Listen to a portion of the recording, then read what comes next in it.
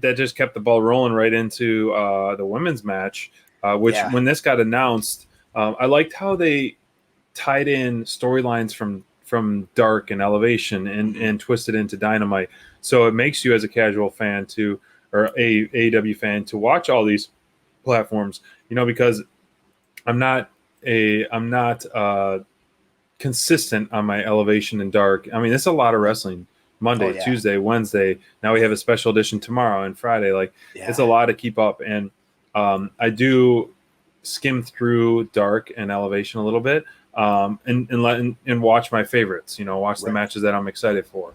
And when Thunder came out to her Mission Pro's aid and scared away Penelope Ford and then set up this match, I was really excited because we have unanimously love both these in-ring styles and what they've been doing as of late in AEW. So I think the pairing of Ford and Thunder was fantastic. I think that, great power out of both of them, great mat work as well out of both of them. Was great. And as expected, we got a huge pop for Thunder. The Texas flag gear, all that and stuff. As I see in the comments, I know we did Penelope forget her gear, mine. There was a post I did see online that her luggage was stuck somewhere. So I don't know. No. But I thought that was golden rule number one as a performer: always have your gear on you. So I don't know. Who knows? But it worked. I think it looked good and it worked. So whatever. But Thunder, the biggest heel of the night again. The picture-in-picture always happens in the women's match, which I'm so sick of. At least we got a little bit of a match before it. We did. We got some back and forth stuff for sure. You always know it's going to be a good match when Thunder Rosa is involved, and we had the number 2 and number 5 contenders going head to head on this, and it delivered.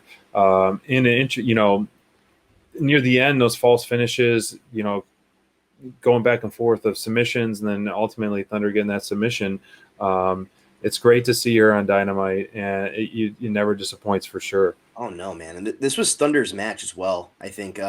In a lot of ways, Ford is great, but they were able to kind of have Thunder on the comeback trail towards the end, and it was a really big win for her, especially as the number 2 ranked woman right now. And Ford being number 5, this is huge because now we're starting to see she's creeping up those rankings for that rematch with the DMD.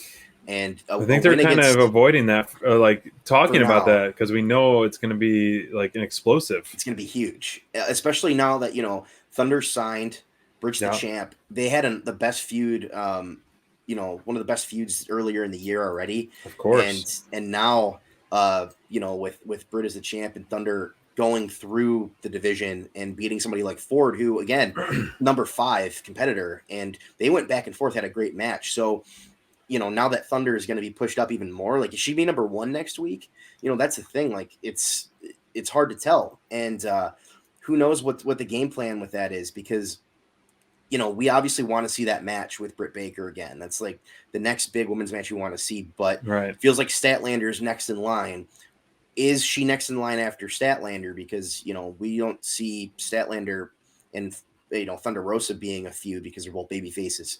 Sure. Obviously, we're stoked for that big feud coming up, but it's I want to see it soon, man. I wish it was at All Out, but we have to wait.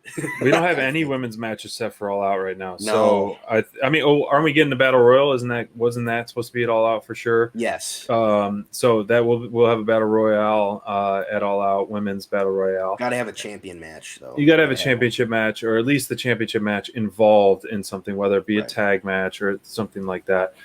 So we'll be in store for that, which would be great.